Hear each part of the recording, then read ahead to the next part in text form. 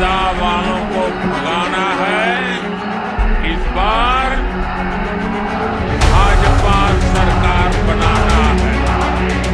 आपका दिल्ली में नहीं आई, आपका भाजपा में आई। कांग्रेस बीजेपी को जिताने में लगी हुई थी, आपको हराने में। हम लोग पार्टी में उस पोजीशन पे नहीं है कि इस तरह के फैसले ले हैं। पार्टी के बड़े लोग जो देश हित में होगा, गठबंधन के हित में होगा, पार्टी के हित में होगा, फैसला लेंगे।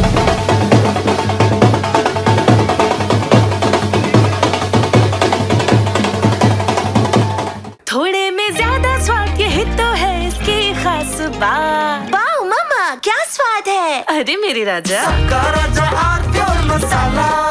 दिल्ली में बीजेपी की जीत ने इंडिया गठबंधन के किले को तेज झटका दिया है। झटका इतना तेज है कि इमारत की ईंट टूटने लगी है। जिस इंडिया गठबंधन ने 2024 में बीजेपी को हराने का संकल्प लिया, अब एक दूसरे की खिलाफत में अपनी ताकत खपा रहे हैं।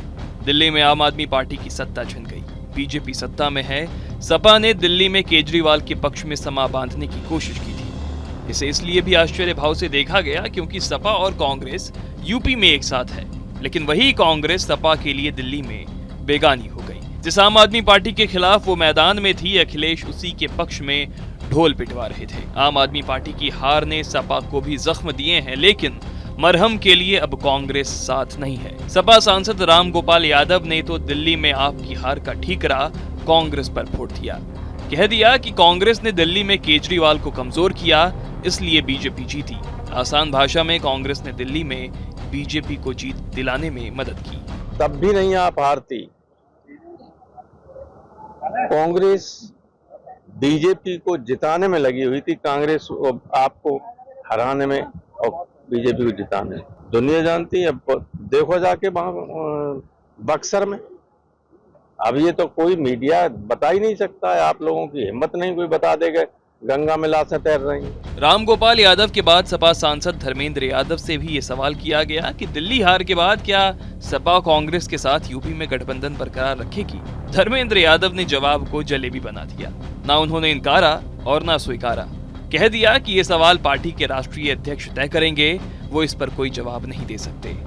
शासन वास्तव में उनसे एकदम नहीं संभल पा रहा है, भारतीय जनता पार्टी और योगी जी से।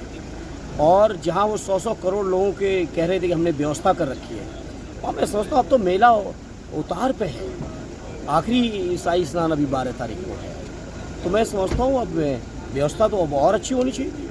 सर, समाजवादी पार्टी का आम आदमी पार्टी का समर्थन किया था उन्होंने दिल्ली में, और जिस तरीके से कांग्रेस और आम आदमी पार्टी के बीच काफ़ी झगड़ा हुआ, इंडिया गठबंधन का भविष्य क्या देखते हैं आप? क्योंकि राम गोपाल यादव ने कहा कि रीथिंक करना होगा। अब वो राष्ट्रीय अध्यक्ष जी या प्रॉफ साहब सीनियर लोग तय करेंगे। हम लोग पार्टी में उस पोजीशन पे नहीं है कि इस तरह के फैसले ले हैं। वो पार्टी के बड़े लोग जो देश हित में होगा, गठबंधन के हित में होगा, पार्टी के हित में होगा, फैसला लेंगे।